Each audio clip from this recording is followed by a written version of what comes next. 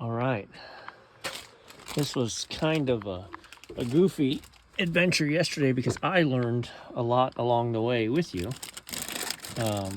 which doesn't necessarily make for a good video. So, all right, I'm sick today. Well, I'm not sick. I have a chest cold for sure, and so you can hear it in my voice. All right, we're gonna pull this out. So what we've done today is we re-dropped everything again. So I hooked up. I'm in the basement of. There's 2 floors above us.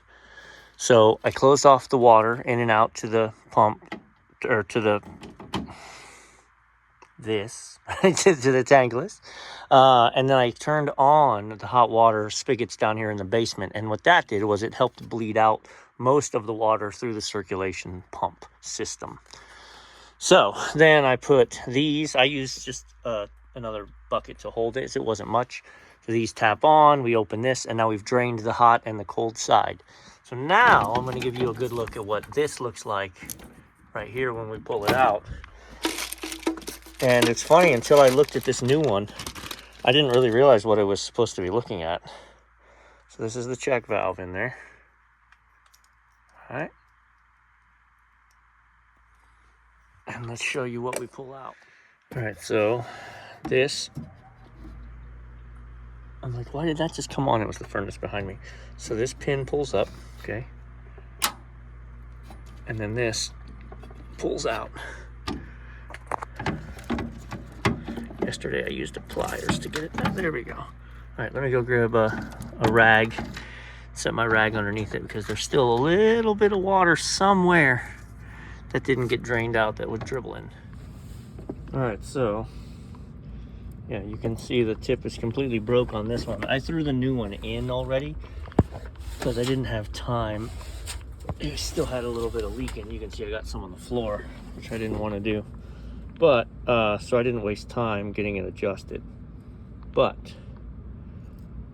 she was broken in half when I pulled it out. When I pulled it out yesterday, this is all I had, and I didn't even realize there was more to it. So, good times. So we've got the new one in and pressed down. And to be honest, that should be all we need to do. So what I'm going to do is close off my valves here. This is to my drains. Okay.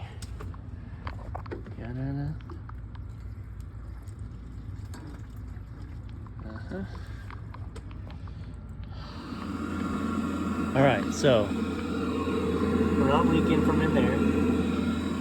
I turned it on. Okay, it's getting started. This light is back on because I turned on dip switch number 2. That is the circulation pump. Okay, so error 438. Let's see what that's about. All right, error 438 is a circulation pump error because I didn't have that plugged in.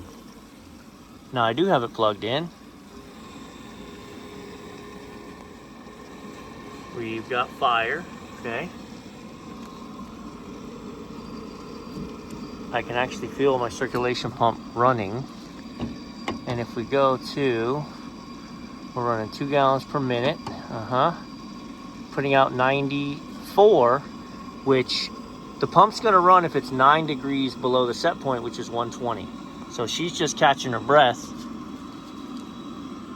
We're starting to get a hot water line. This is warmer than the cold for sure. So we'll get there.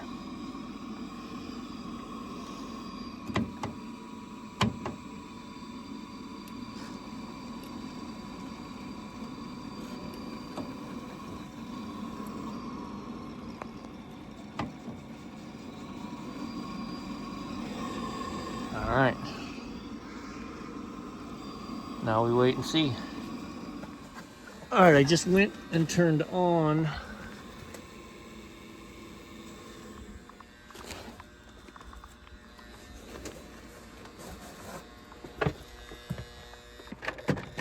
like, what's the buzzing as a pump?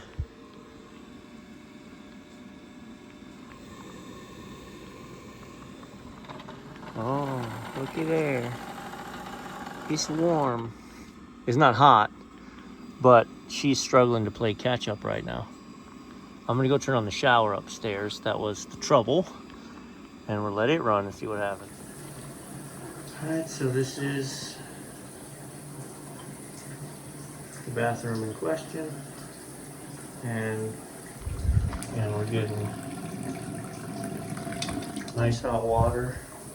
We're gonna leave this running because again, we were having trouble with it tapping out. So I'm gonna absolutely leave this running. All right, so outstanding. So I can tell you this pipe is cold. This pipe is blazing hot, and this pipe is warm.